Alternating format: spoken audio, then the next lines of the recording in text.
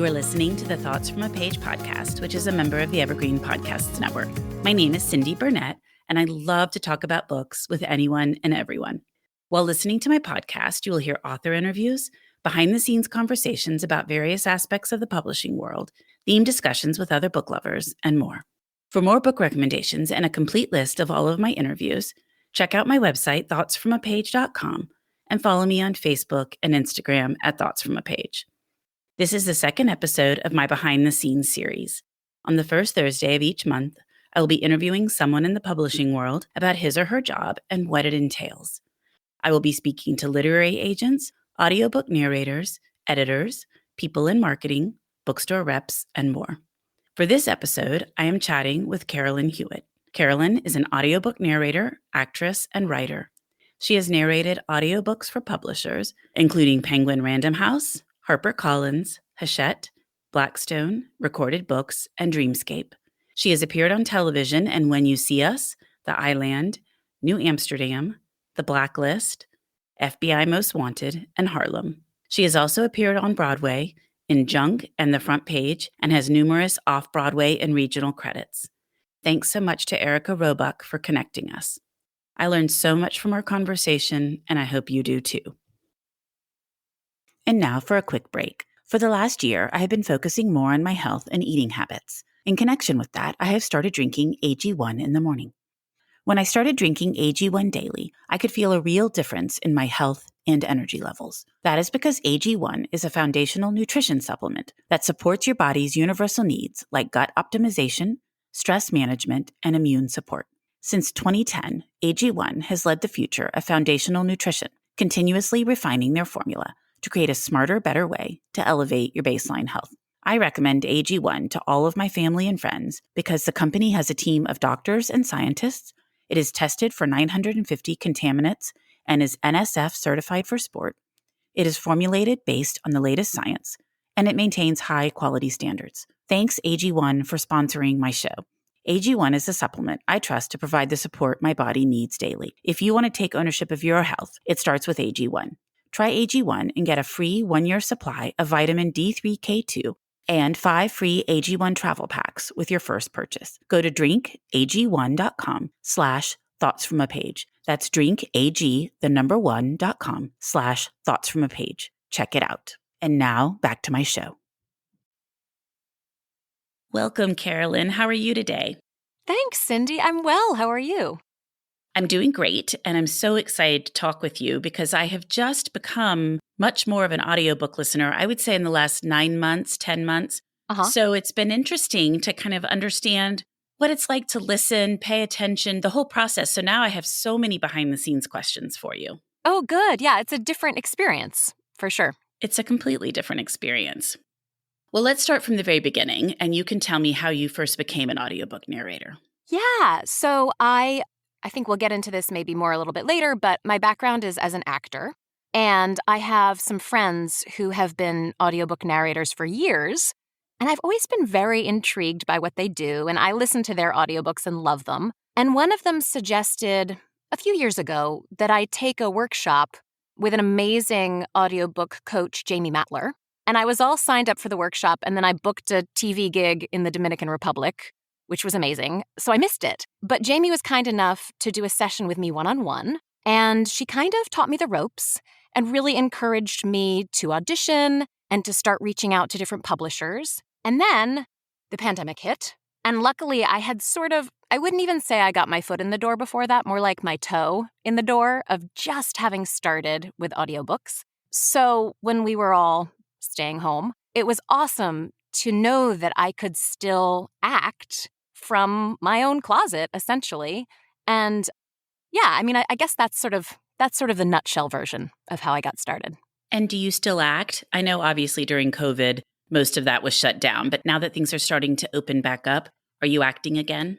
A little bit, yeah. A little bit of, TV and commercial. It's trickier with theater for sure. I think in addition to it being so uncertain, my comfort levels aren't quite there yet in terms of performing on stage.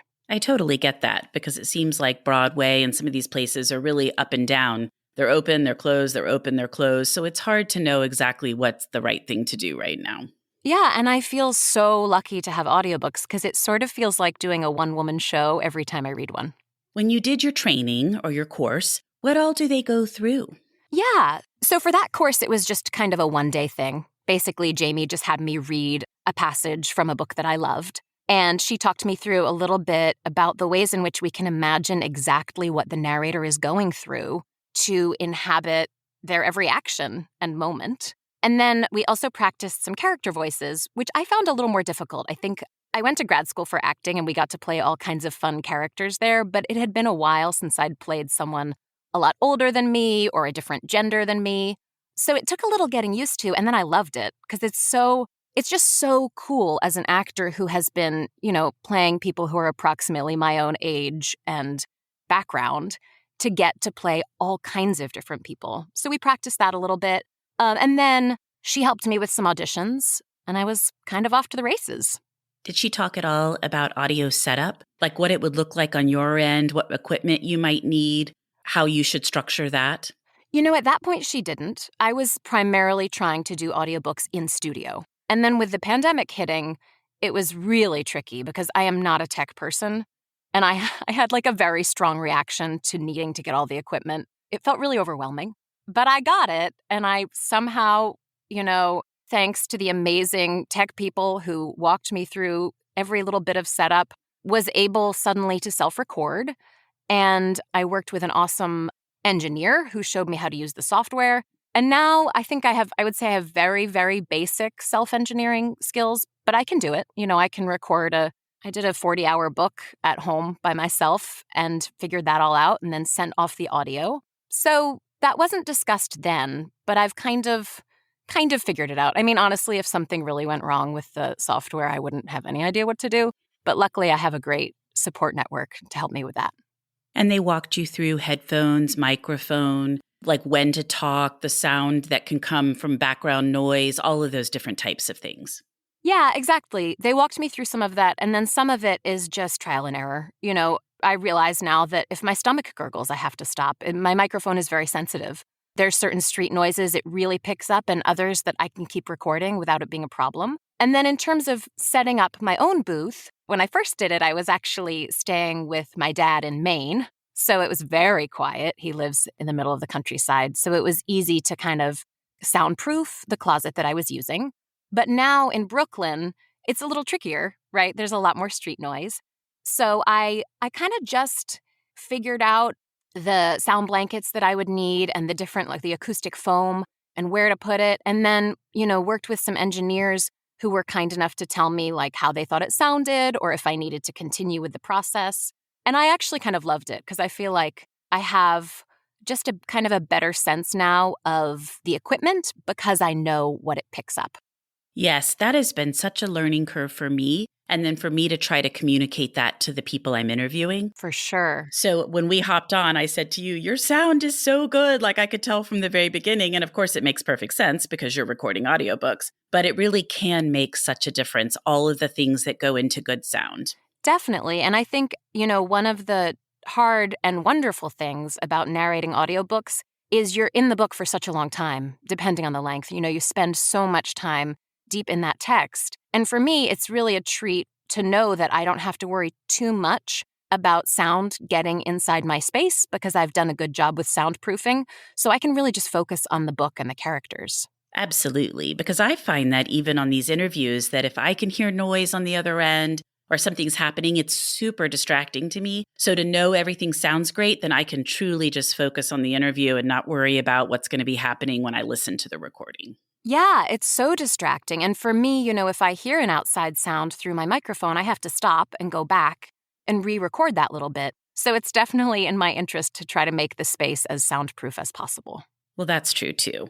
Well, let's start from the very beginning in terms of the process for you getting hired to read an audiobook and how all that works. So how do you get hired for a particular book? It sounds like there's an audition process. Sometimes there is. So it depends on the publisher. Some publishers have open auditions that you can find online.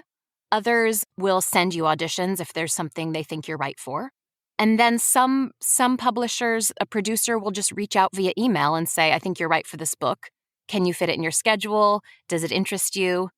and then you have the book. So it kind of comes about a few different ways depending on who you're working with. There's another aspect of audiobooks that I'm not as engaged in. I was a few years ago, called ACX. So ACX is for authors who maybe their book isn't getting produced by a publisher. So they go on there and work directly with a producer/narrator, and that way they can get an audio version of their book made. So for those, there's generally an audition process. So an author who's maybe self-published or published through a smaller publisher would use that as an avenue. Exactly. So once you're hired, what happens next? I'm assuming you read the book ahead of time. Definitely. I always read the book ahead of time. And from there, my process kind of diverges depending on whether it's fiction or nonfiction. So with a nonfiction book, I read it through and I look up any words that I may not know how to pronounce.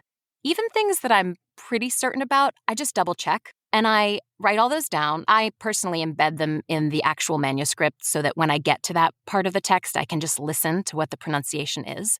And if there are still words that I don't know, especially names, in a lot of nonfiction books, there are names of people that it's really hard to find on the internet, then I'll send those words to the producer, who either will be able to find them or help me find them, or will ask the author how to pronounce those. And then for fiction books, my process is a little longer generally, so I'll do the same thing in terms of pronunciations, but I'll also go through my script on my iPad and I will highlight all of the different characters in different colors, all of their dialogue. And then I'll go back through and working with the producer, depending on accents or the background of certain characters, I'll make a decision about the character voice. And then for me, and I know all of this differs for different narrators, I will often kind of rehearse the book. So I'll go through the different character voices and practice them.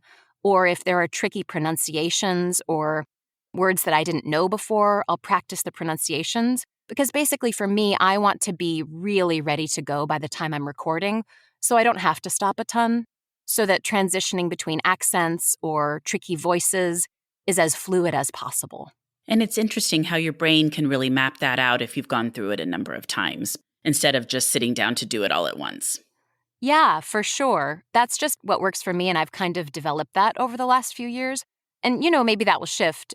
It also depends on the book, right? Some books demand trickier voices or accents, or, if you have a scene with 18 Frenchmen, it can be really tricky to differentiate them, right? So part of it is, how am I going to make these voices sound different? And then the other large part is, how am I going to be true to the character as the author has written them? Well, that's my next question.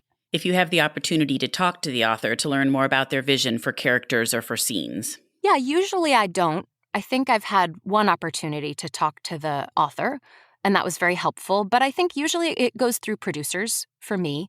So if I have character questions, I'll ask the producer, and maybe the producer already has information about that character, or maybe they relay that to the author.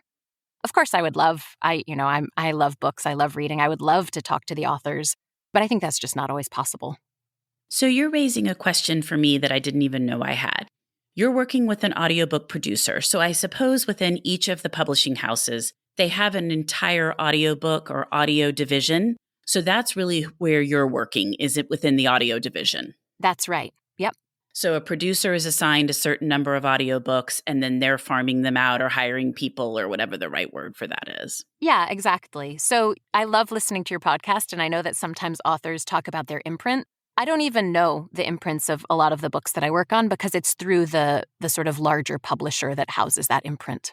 I guess I'd never really thought about that. I did know it because people talk about HarperCollins Audio or Penguin Random House Audio, but I just never thought about it kind of being a conglomeration of all of the imprints and that wouldn't even really trickle down to you. Yeah. So I actually have to look it up if I'm trying to find out what the imprint of the book that I'm working on is. That's kind of funny. Yeah. I know it's such a large part of the author's lives, Right, but it wouldn't matter to you at all. Right. Yep. How about quality control? So once you have initially recorded, how does it work for you? Do you check mistakes and inconsistencies? Does somebody else do that? And then how does it work to redo a portion? So I work with publishers, and they will have someone who edits it, someone who quality controls it, someone who masters it, and these are all very mysterious processes to me, so I'm glad that there are experts to take care of them. So usually I will record a book at least 4 weeks before its release, usually longer. And then I will send the audio to the publisher or to the editing company directly. And then a few weeks later, I would say usually about 1 to 4 weeks after I've sent it along, depending on how soon it's being released, they will send me a pickup packet. And what that is it's all my mistakes with what the actual text says, and then a little sample of how I said it, so I can try to match my voice to what I was doing because, I don't remember exactly how I said a different paragraph, or if, it's the middle of a really intense action sequence. You want to try to get it as close to that as possible so that it flows for the reader. And then I will say it, hopefully correctly that second time, and send all that back to the editor, and then that gets incorporated in their process before the book is released. So say you had 5 mistakes. They'll say, mistake number 1 is at 2 hours and 40 minutes, and then you'll send it back. This is the correction for mistake 1, something like that. Kind of. They're actually even nicer about it. They will actually send me the page with the mistake highlighted, and then what I said. So I can just click on the little sample and then read the actual correct thing. So if I wanted to, I could read above and below usually to get some context. And then just that one sentence or however long they've asked me to record, I'll send that back. It's all kind of usually just in one big file of all the mistakes. And, for me, 5 mistakes on a book would be amazing.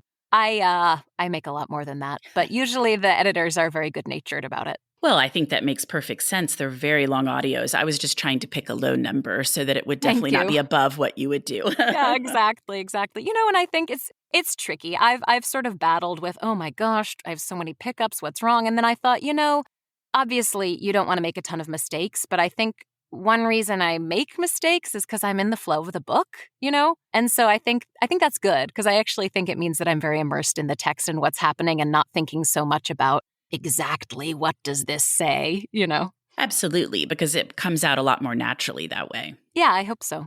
It's interesting to me that you mentioned matching your tone, the pacing, whatever it is that you need to correct, because that's something I had no idea was even an issue till I started doing this podcast. And when I have to go back and correct something, sometimes it'll take me 6 or 7 re-records to match where I was. So I have to kind of go back and listen and do the same thing. Like, okay, what was I talking like that day? Was I excited? Was I mellow? Whatever it is, it's so fascinating to me that that's a lot harder than it would seem.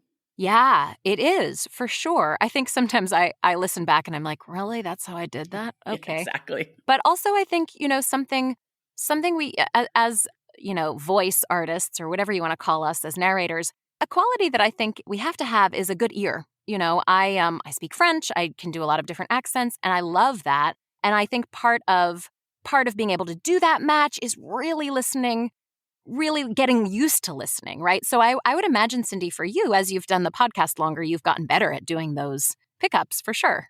Definitely. And I've come up with strategies for doing them where it doesn't sound as forced or it fits in better. Definitely. It's something I've worked on a lot, though. And with my editor, she's been wonderful about giving me strategies and ideas and ways to make it go better. Yeah, it's tricky. It's tricky. It's also, I think it also brings up the thing of like sometimes we don't like to hear ourselves or watch ourselves. And so you just kind of have to get used to that. I agree with that completely. Well, talking about making mistakes, I find that the longer I talk and the more interviews I have in a day, the more I am stumbling over my words. So do you have a maximum amount of time that you can read that you feel like you're still at your top game without there being a problem, or does it really depend on the day? How does that part work for you? That's a really good question. Usually I'll have a certain span of time to do the book. If I'm recording by myself, I'll apportion a certain, page amount that I want to try to get through.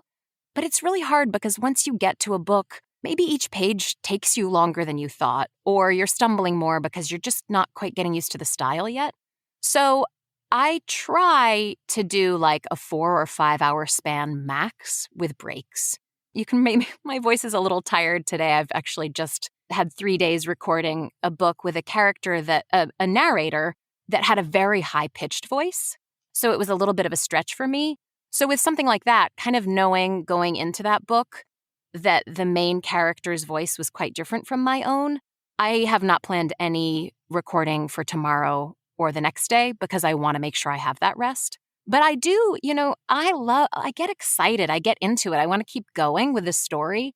So sometimes I have to limit myself. Okay, I've reached 100 pages. Done. I can't keep going even if I want to, even if I'm on a roll, because I don't want tomorrow to be tricky. Your voice has to sound the same from one day to the next, and it gets tired over time, Lots of tea, lots of water. I do a vocal warm-up before every recording day. Yeah, so these are kind of strategies that have worked for me. But it's hard, if you have a really long book and you have a short amount of time for whatever reason, sometimes you can't limit yourself that way. And it's hard. I think our voices kind of have to bear the brunt of our schedules sometimes, which isn't obviously ideal. That's true. I hadn't even thought about that. If you're on a quicker time frame, you really can't limit yourself. Yeah. And, as freelancers, I think some narrators who've been doing it for a long time are able to sort of schedule their next few months of books. But for me, I'm still really starting out. And so if something comes up last minute, I want to take it. I want the opportunity. So sometimes you have to just be a little flexible with that and say to your best friend, sorry, I can't have a 3-hour phone conversation tonight, or I can't go out on the weekends, or, I really need to drink a lot of throat coat tea, or whatever it is that helps. Well, how do you take care of your voice? And then we talked a little bit about pacing your work to protect your voice already. But you talk about drinking water and tea, but do you do anything regularly, even when you're not in the midst of recording an audiobook? Oh, that's a really good question. I have a humidifier, which is great. And, I think I went to grad school for acting, and we learned a ton of amazing vocal warm-ups and workouts. So I think just kind of having a sense of good use in general, which has to do with posture and alignment and listening to moments where you have a little vocal fry, as that would be an example of vocal fry, or whatever it is that you feel like, okay, maybe I don't have the best use right now, but I have a book coming up. I need to focus on that. Or I don't know, like this hasn't been such a problem with the pandemic, but loud restaurants, kind of avoiding those things in general, because maybe I have an audition, maybe I have an audiobook, but it's disorienting as someone whose, livelihood comes from their voice when it's not working the way you want it to. It's hard. A lot of narrators, have to go through periods of complete vocal rest where they don't, speak a word. And obviously that's not ideal, but you have to just make sure that you're kind of ready in whatever way. Throat coat tea, though, in general. Yeah. I didn't even know that was a thing. So there's actually throat coat tea. Yeah. I can't remember the company that makes it. There's Throat Coat, and then there's, I think, Throat Care. They're very good teas. I actually really like the taste of them. They're kind of licoricey. But they really help to soothe. For me, like, my voice was pretty tired yesterday after recording, and I just had a cup of Throat Coat tea, and it felt so much better. I actually, I stirred in a little bit of coconut oil, which kind of smooths things out on the vocal cords, for me at least. I know it's different for everyone. Yeah, and that really helped. That's fascinating to me. I've never really thought about doing any of that, like when my voice is more hoarse or I'm having allergy trouble. I'm going to have to look into that. Yeah, for sure. And for me, that experience just comes from years of live theater where you get a cold and you don't have an understudy. And, there's kind of a panic when you think, oh my gosh, the audience might not be able to hear me and they've paid money to hear me, So I feel like there's like kind of all these sort of home remedies passed along within the different communities. That's great to know. So this next question relates to something that I was not even aware of because I don't do it myself. But I have a number of friends and some of my patrons in my Patreon community who read along with the audio. So they have the book in front of them, but they're also listening, and they do it jointly. And they were saying that the audio sometimes varies from the print version, and that sometimes they call it listening and reading in tandem. And they notice that sometimes phrases or even whole paragraphs are not included. Do you know why that is? I don't know why that is. Sometimes I think audiobooks are abridged versions of the book. But that would be, I think, a decision that would be made at the publisher level. For us, we get a manuscript and then just have to follow that really precisely. So I guess I've always assumed that the books I'm narrating aren't abridged, but that actually raises a good question because I might be narrating subtly slightly different texts. I don't know. I found it fascinating because I had no idea this was a thing. I either listen to audiobook or I read the book, but I don't do them together. But it was something that when we were all chatting about it in our Facebook group, several people said, oh, I notice this all the time. So there Wow. must be, and I don't think it's probably an actual abridged version because it would seem like they're not probably going to the effort of having an abridged and a regular, but maybe they just shorten certain parts. I don't know. I really want to get the answer to this question. Yeah, that's interesting. I do know that certain things, obviously, if, a book says something like, as you read on page 3, we might just say, as you heard, little changes like that to make the audio format work. Or I've done a book where there were illustrations that were really integral to the plot. So it was sort of like, and check out the cool drawings in the PDF included with this book or whatever that is. But no, that is very interesting. I'm intrigued now, too. I want to figure this out. I know. Now we have some research to do. Exactly. So tell me some of your recent favorites that you have recorded as an audiobook narrator. Absolutely. I will say that I feel like I feel so lucky to be a narrator because I love to read. And sometimes narration has me read things that I never would choose to read, but I find very intriguing, especially with nonfiction. But my heart belongs to historical fiction. And so I have absolutely loved recently working on Erica Roebuck's Sisters of Night and Fog, which comes out March 1st, I believe. That was an absolutely stunning book, and I loved working on it. Another fun historical fiction book that I did that came out in the fall was The Diamond Keeper by Jeannie Mobley. And that was a really beautiful story about a young woman in France during the Revolution who has to protect the Hope Diamond and bring it to England. So those are books that I would have chosen to read on my own anyway. So it feels especially fun and special when I get to narrate books that are kind of right in my wheelhouse in terms of my taste. And you also read Erica Roebuck's The Invisible Woman, right? I did. And it was really cool working on this second book since both of them are set during World War II, having worked on the story of someone completely different, also in similar circumstances. And Erica's who connected us. So I love Erica. She is wonderful. And I was so happy that she connected us up for this episode. Yes, me too. She's so lovely. And I'm so happy for her book to be in the world. It's a really very important one, I think. Absolutely. And there's been so much great press about it. Good. There should be. Yes, exactly. Well, what's the biggest challenge you face as an audiobook narrator and how do you overcome it? Yeah, I think there's a few. I think something that's tricky, obviously this has been a tricky thing for everyone in the last few years, but especially as narrators, we're so often working alone in a small closet or booth or wherever we're recording. And the isolation can be really tiring. But the sort of wonderful silver lining or side effect of that is there's an amazing community of narrators online, on Facebook, on Twitter. And so it does feel like you can connect with your people even as everyone's recording experience is so individual. It's really exciting when I get to work with a director or an engineer on a book because suddenly there's another voice listening to what I'm doing and I can kind of chat with them or ask them questions about how something lands. So that's for sure a challenge, but I'm glad that there's been, lovely ways to overcome it. I think for me, I've been freelance for so long as an actor that I'm used to the freelance thing.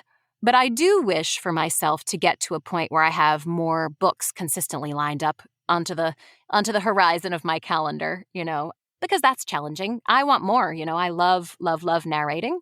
So I have to sort of remember, I've done a good number of books and hopefully I'll get more and that will be overcome on its own. And then I think like a larger challenge that I think most narrators are kind of nervous about right now is there's a lot of conversation around artificial intelligence narrating. That's right. I forgot. I read an article not too long ago about that. Okay, let's talk about that. Yeah, so I can't remember the names of the companies. There was an article this fall in Publishers Weekly about the progress that they've made in terms of artificial voices. They're good. A lot of times they're so good that people can't tell the difference, especially when they're narrating nonfiction. But it's I feel like I'm such a Luddite in general. I'm like, no, automation. I don't like to even go to the automatic checkout at CVS. I'm like, I want a real person. But I think that it's really tricky because it feels to us as narrators like what we do is an art that is about empathy, that is about feelings, living, breathing, and expressing emotion. And so to have a lot of companies believe that it's a positive thing for their bottom line to shift because of automation feels very heartbreaking. And, it's not only narrators who would lose work, it's all of the people who do, the editing and QCing and mastering that I was talking about. And I think it's a really valid discussion to have. I think there's a lot of conversation about the fact that maybe, authors who couldn't afford to have their audiobook produced otherwise would be good candidates for artificial intelligence. I don't know. I haven't listened to a book narrated by a non-human voice, so I can't say, but I like to think that, authors want their books narrated empathetically. Basically, there's a lot of questions being raised. That makes sense. And I remember reading that article now, and I hadn't thought about it since then. But that's kind of different. I do think that the beauty of listening to an audiobook is the emotion and the empathy and everything that's going into the story. And it's hard to imagine that AI could replicate that. I agree with you, for sure. I think it's a filter. Obviously, the narrator's perspective on the book is a filter that provides a different angle for the book, right? It is very different from reading it. And hopefully that angle adds humanity to it in a different way from reading the words on the page. I don't know how that would work with automation. I agree. Well, what is something about the audiobook process that might surprise readers? That's such a good question. Something that I get questions about is whether we will do all the text of one character and then do all the text of another. Nope, we read right through chronologically. So if you have a 10-page conversation with 15 different characters all popping in and saying their piece, we are switching like mad between voices. We don't memorize our texts. My very sweet brother-in-law asked me if I had memorized the entire book he listened to. No, thankfully, I'm just reading it off an iPad. Can you imagine the memory you would have if you had memorized that entire book? I know. And then I could recite it. I could stand on the street corner and shout the book to the world. Oh, sometimes we catch typos, which is very exciting. It's like a little treasure hunt. We're kind of like the last phase of reading a book over before it goes out into the world. So it's sort of exciting to spot one and then write to the producer and say, oh, I found this. So hopefully when they print it, it can be corrected. Yeah, so a lot of us are sitting at home in our home studios, and it can get quite warm. So it's almost like we're sort of having a little sauna whenever we're narrating. Because, some people have great ventilation in theirs. I do not. So it's always, tropical in my studio. And then another thing, I love nothing more than when a book makes me laugh out loud or cry. And I love listening to audiobooks and have that happen. But sometimes as a narrator, it happens. I was narrating a book, and there was something, and it just on that day struck me as so funny. And I'm really glad that I didn't have a director or an engineer on that project, because I must have tried 20 times to say it correctly without just totally cracking up. It was delightful. It was maddening because I just wished I could get through it, but it was really, really fun. Those things are so funny when they happen because the worse it gets, the worse you keep laughing. You know what I mean? Like It just sort of snowballs. Yeah, it's really hard to kind of get back on the horse. And, I have to think, I'm a professional, just do this. And then there's phrases that your mouth just trips up. There's a beautiful anecdote of Stephen Fry that maybe you've seen. He narrated some of the Harry Potter books. And there was a little phrase that was in almost all the books that he couldn't do. And in this interview online that I've watched, he's trying the phrase there and he can't say it. I can't remember what it was. But there's just things, I just trying to think. There's one I always, is it uncertain? There's just some little sort of bugbears that come back to us, and every narrator has like their word or two where they're like, I can never spit it out, the dread as you see the word approaching on the page, which then just makes it worse because then you're tense, And you're focused on it. If you're not focused on it, a lot of times you can get right past it. But as soon as you start thinking about it, then your brain just hijacks you. Exactly. You're totally overthinking and you can't let go of it. So you've mentioned a couple of times that there's a director, sometimes a producer or an engineer. Is that because you're doing it in studio, or it's a more complicated audio, or there are multiple narrators? What usually causes one of those people to be participating? Yeah, so in my case, I've had the experience of having a director when it's a certain publisher that always uses directors, actually. Okay. And so that's always a treat because I love having the outside eye. sometimes it's fun. It's really fun recording by myself. It feels a little like, okay, I can play with things maybe a little more than I would with a director. And then other publishers tend to use engineers or have you self-engineer. I can do both. But that can be true whether you're in a studio or at home. The preference for in studio or at home is mostly due to the publisher and whether or not the narrator has a studio. One of my close friends is a very successful narrator, and she doesn't have a home studio, so they always put her in a studio, which is great. I love having a 5-second commute from my living room to my place of work, so I'm very happy at home. So I think that has shifted with the pandemic. I think previously there was a lot more work in studios, and now there's some, and there's just a ton of people who have home studios. I think it's like all of these audio and video type things that none of us could do prior to the pandemic that we're all now so familiar with, like Zoom and recording podcasts and whatever else it is, recording audiobooks. Exactly. It's dragged us all into, 2022, whether we like it or not. I feel like some recent audiobooks are really upping the ante, such as Will by Will Smith. Do you think this trend will continue? What do you mean? I actually haven't listened to Will by Will Smith. How would you describe the ante being upped in that case? And maybe it's just that I haven't listened to others and this has already been happening elsewhere, but I have heard a lot of chatter about Will. So he raps a lot in it, separate from the dialogue. When he mentions like his grandmother singing in the choir's playing in the background and singing. He incorporates a lot of music and extra things that aren't in the book. That sounds really cool. It's so cool. Yeah, I should definitely listen to it. Yes, I think I'm noticing more music in audiobooks as well. Even those little instances I told you of like the sort of more graphic novel format with having a PDF attached.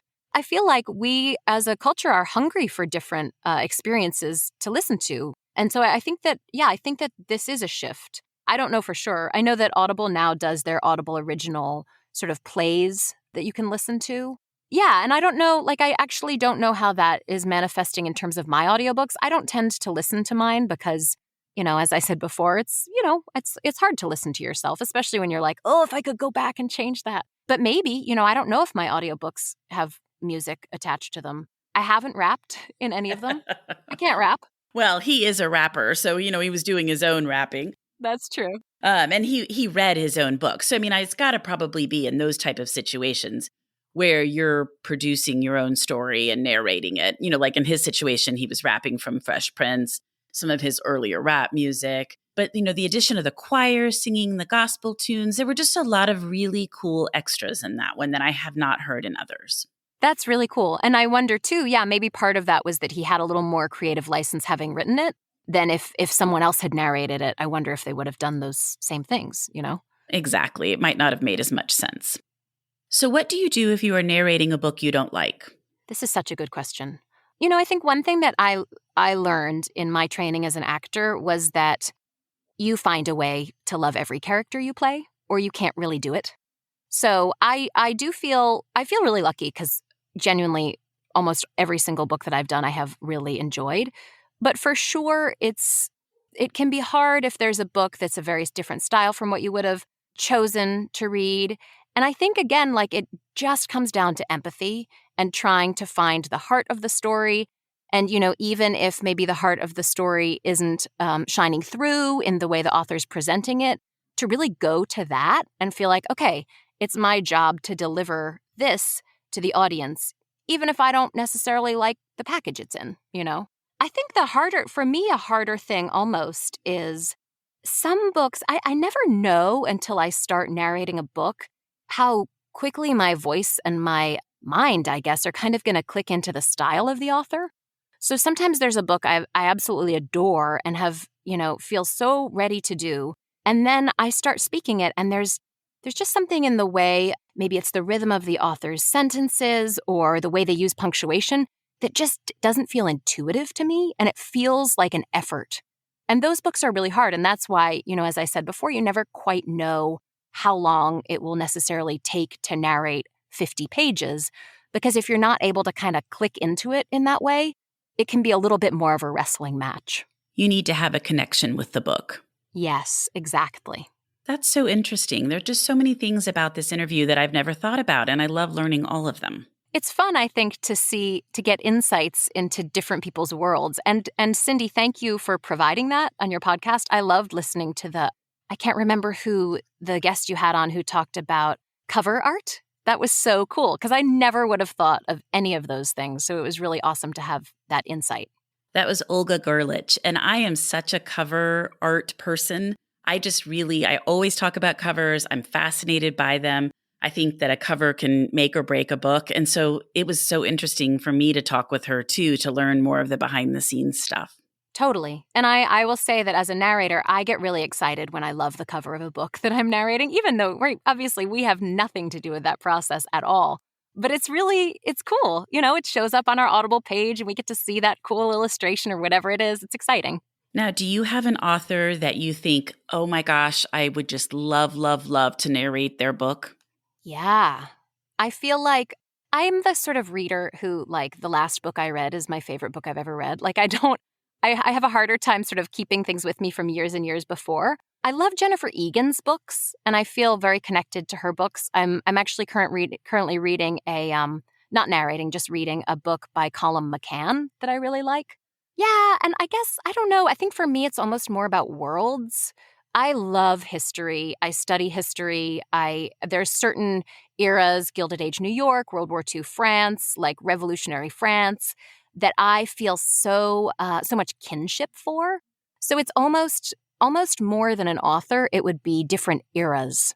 I was so excited with The Invisible Woman because I actually had spent months researching spies in World War II France because I was thinking about writing a play about them. And then the pandemic hit and it was too sad. But I was so excited to get that book and to get Sisters of Night and Fog because I feel like they all feel familiar to me. That world feels like something I've imagined so much on my own that it's really, really, really exciting to take somebody else's journey through it. That's what I love about reading, is that you are taken to a completely different place, introduced to people that you didn't know, sometimes a different era. It's just wonderful, especially in the last couple of years.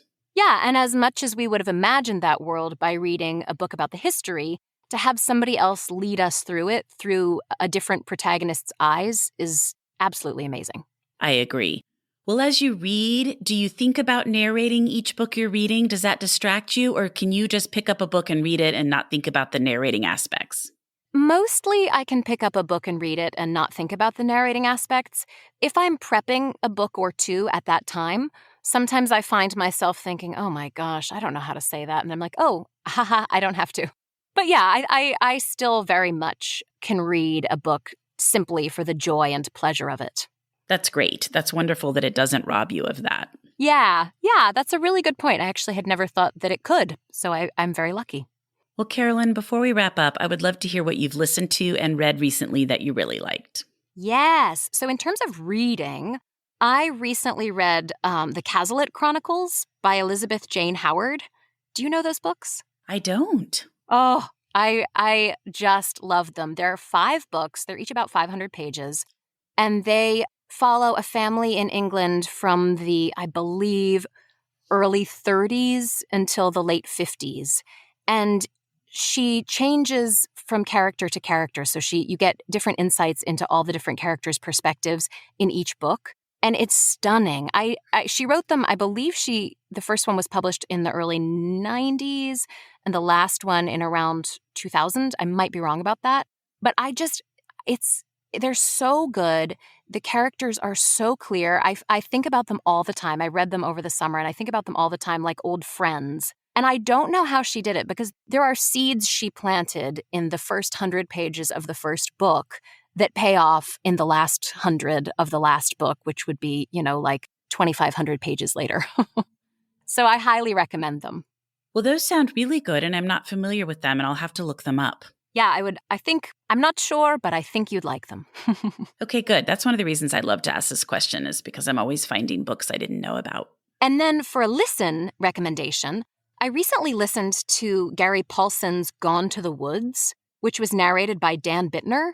I don't know if you're familiar with that book. Is that his new memoir? Yes. I have it in my queue because I love his books. My son loved Hatchet and a bunch of his books when he was younger. And so as soon as I saw that pop up in Libro FM, I downloaded it, but I haven't gotten to it yet. It's so good. Hatchet was one of my favorite books as a kid.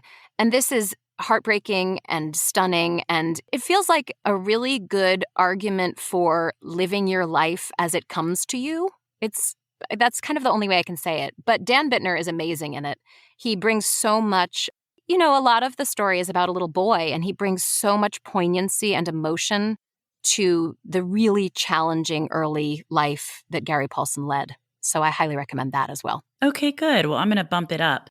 I always end up downloading a bunch at once, and then it's time to pick my next book, and I'm kind of wading through them all, trying to decide what to listen to next. So when I'm done with the one I'm listening to now, I will do that one. Totally. And I feel like we're both so lucky in that our work relates directly to getting to read, because there are way more books than any of us can ever consume in our lives. So thank goodness we get to do that professionally. Exactly. It is amazing. The stacks and stacks of books.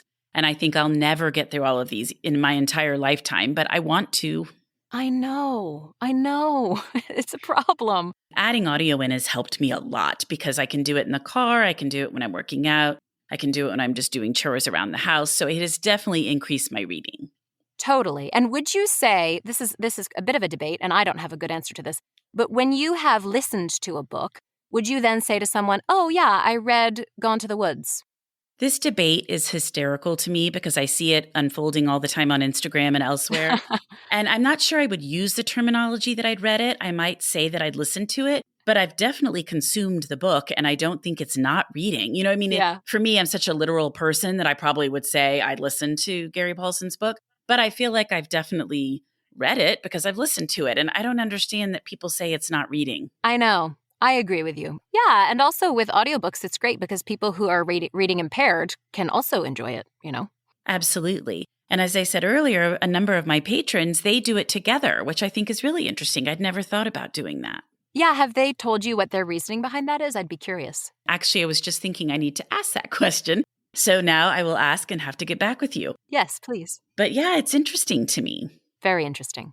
Well, I can't thank you enough, Carolyn. This has been fascinating, and I have learned so much, and I can't wait for everybody else to learn so much as well, and I really appreciate your time. Thank you so much, Cindy. It's been really lovely speaking with you. Thank you so much for listening to my podcast. I hope you enjoyed this behind-the-scenes episode and are looking forward to more. Next month, I will be speaking with someone in marketing. If you have any questions you would like me to ask her, feel free to drop me a line through my contact form on my website. I hope you'll tune in next time.